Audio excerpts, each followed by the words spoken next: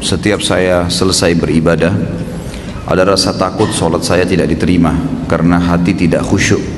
Terkadang pikiran masih kemana-mana, hati masih berpikir kotor, sahkah sholat saya?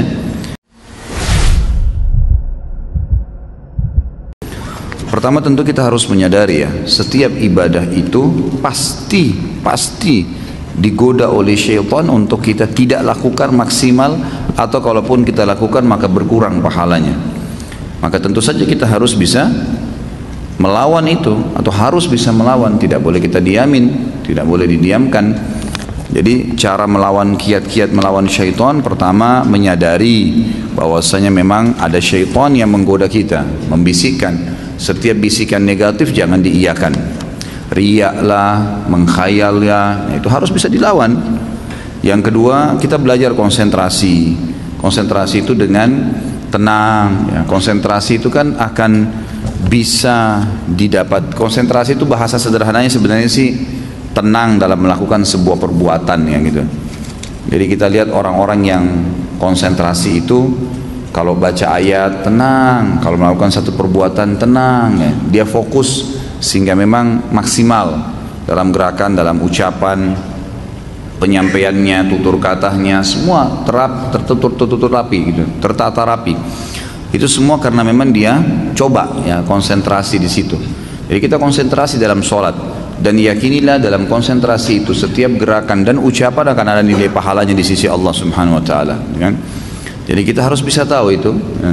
Kemudian pada saat syaitan berhasil mencuri sebagian pahala, misal kita tiba-tiba mau mengkhayal, segera kita kembali. Karena Uthman bin Abi Mad'un radhiyallahu anhu berkata dalam sebuah riwayat Bukhari, ya Rasulullah, saya setiap kali sholat, sering kadang-kadang saya mengkhayal, kadang-kadang saya kembali. Kata Nabi SAW, itu godaan syaitan yang berjulukan atau bernama khinzib atau khanzab. Ada dua riwayat yang menyebutkan tentang barisnya ini, yang bertengkar di sebelah kiri kuping musalli, yang mengingatkan dia semua apapun yang membuat dia tidak konsentrasi. Kalau datang kepadamu, bacalah isti'adzah a'udzubillahi minasyaitonirrajim, dan meludahlah sebelah kiri 3 kali dengan ditiup ya, 3 kali. Maka kata Utsman bin Abi Mad'un radhiyallahu anhu, setelah saya amalkan maka tidak lagi bisa syaitan menggoda saya. Ulama menambahkan kiatnya adalah juga menjauhkan diri dari kemaksiatan. Jadi kalau sampai saat ini teman-teman masih merasa saya kalau sholat tidak bisa khusyuk, atau saya kalau mau baca Quran masih malas lah berbuat ibadah ya.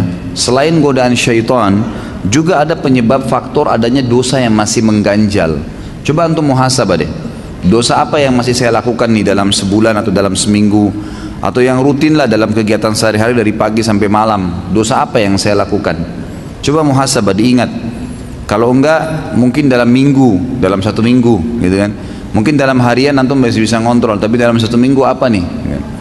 Nah itu dosa-dosa itu kalau kita bermuhasabah insya Allah dan kita tutup pintunya, maka akan membawa kita pada kekhusyuan ibadah. Jadi sholatnya bisa lebih khusyuk, baca Quran bisa lebih nyaman. Kalau mau mengerjakan ibadah itu jadi ringan, lebih ringan. Mau sholat malam bangunnya ringan. Itu karena memang sudah tidak ada beban dosa. Jadi dosa itu juga menjadi penghambat, memang menjadi penghambat. Itulah yang dikatakan oleh Imam Syafi'i yang pernah saya sampaikan ya. Beliau belajar kepada gurunya Imam Waqi'. Jadi setiap kali Imam Syafi'i rahimahullah dikasih pelajaran oleh gurunya Imam Waqi', hafalan segala selalu lupa. Lalu Imam Syafi'i mengatakan dalam pepatah syair yang masyhur, syaqautu ila Waqi' su'a hifdhi. Saya mengeluhkan kepada Imam Waqi' tentang buruknya hafalanku, setiap hafal pasti lupa. Fa arsyadani ila tarkil ma'asi. Maka dia perintahkan saya untuk meninggalkan dosa, maksiat. Imam Syafi'i bingung, dosa apa nih yang saya lakukan gitu. Dia coba bermuhasabah dalam kegiatan sehari-harinya, umumnya semuanya sudah berusaha dijaga, makanannya, minumannya, pakaiannya, halal, pergaulannya bagus-bagus saja gitu. Maka dia lalu mulai melihat ternyata gitu kan, kalau beliau mau jalan dari rumahnya ke rumahnya Imam Waqi' melewati sebuah pasar. Dan waktu itu di pasar itu masih ada perempuan-perempuan yang tidak pakai jilbab. Kadang-kadang di pasar itu ada transaksi-transaksi yang haram, ada kezaliman.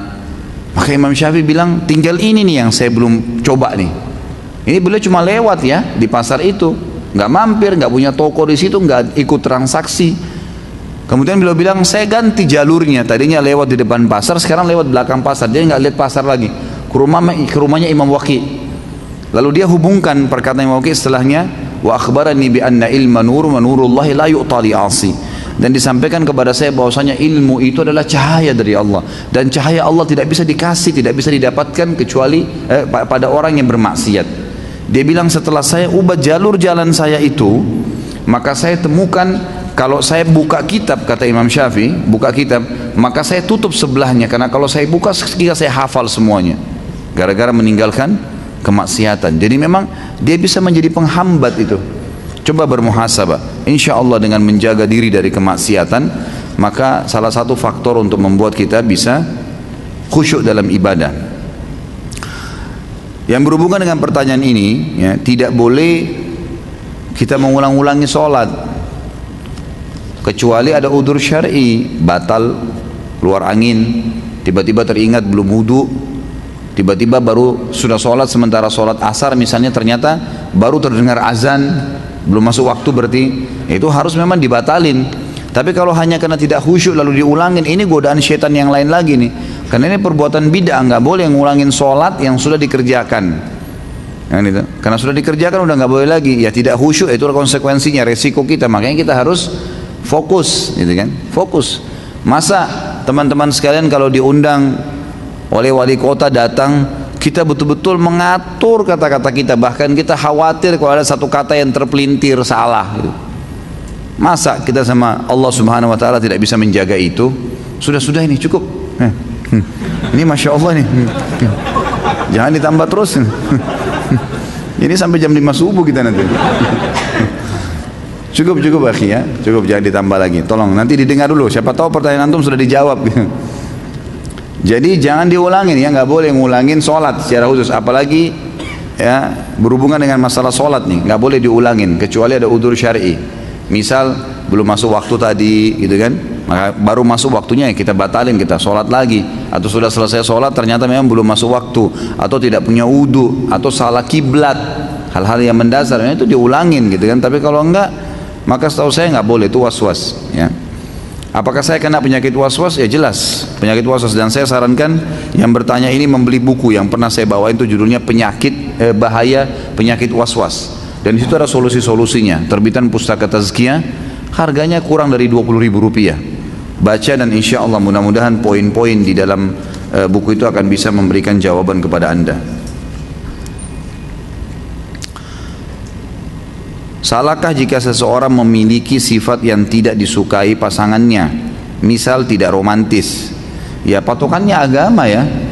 Seorang muslim itu dia harus punya patokan agama. Selama agama perintahkan kita kerjakan, wajib atau sunnah. Selama agama larang kita jauhi, haram atau makruh, itu patokannya kan. Makanya saya sering bahasakan, setiap muslim di atas kepalanya ada bendera tulisannya Islam. Dia harus kembali kepada itu semuanya.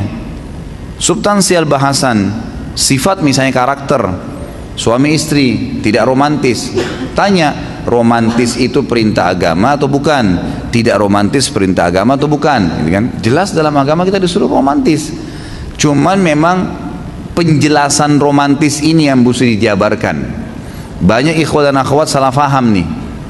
Jadi romantis itu ada orang hanya terkurung di substansialnya lagi romantis. Misal bagi dia romantis itu kalau SMS tulis kata-kata sayang, kalau lupa tulis kata sayang nggak romantis.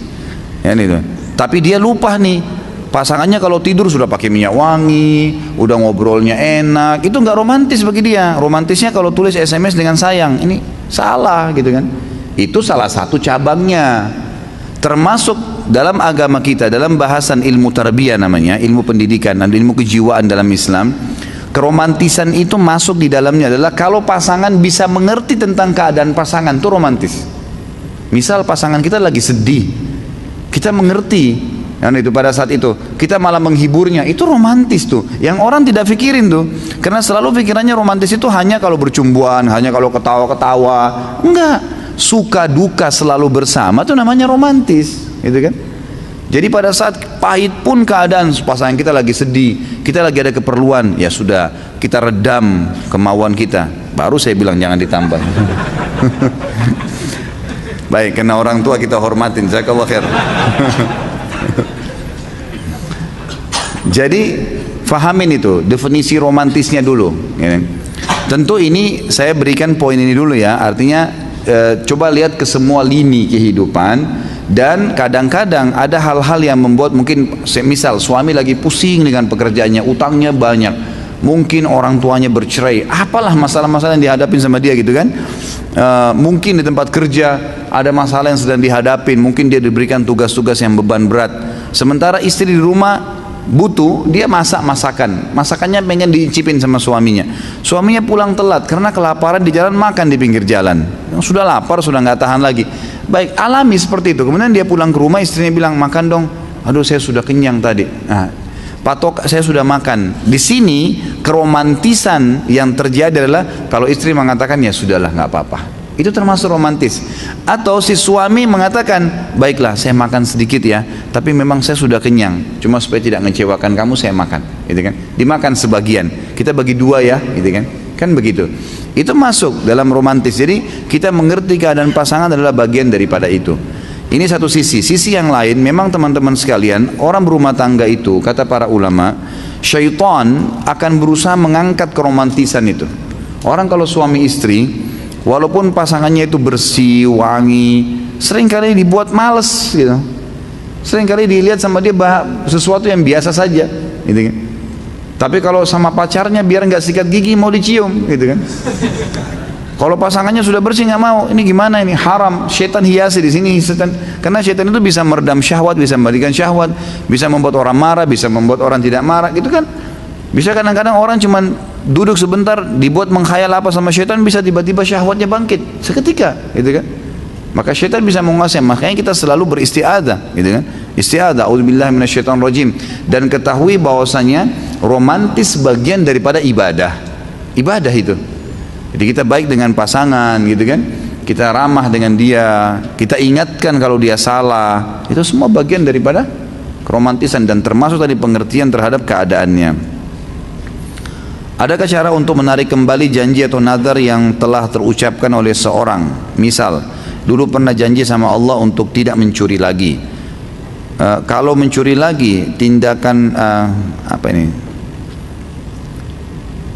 Kalau mencuri lagi, timpakan kesialan apa ini? Kalau mencuri lagi, saya nggak ngerti ya.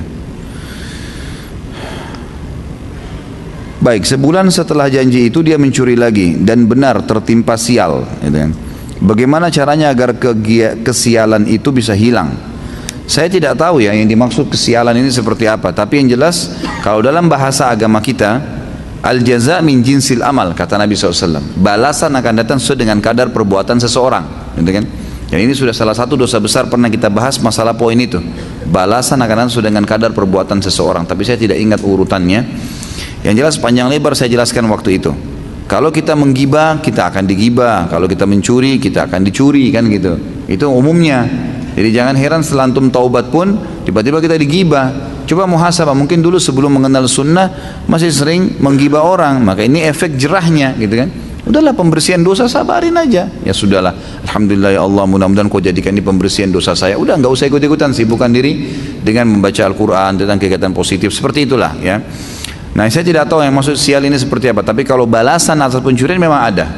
Dan perlu anda tahu, kalau mencuri itu adalah dosa yang berhubungan dengan hak adami, haknya Adam, Bani Adam, anak Adam ya. Kalau ini harus dengan taubat dan mengembalikan haknya orang yang diambil barangnya, gitu kan.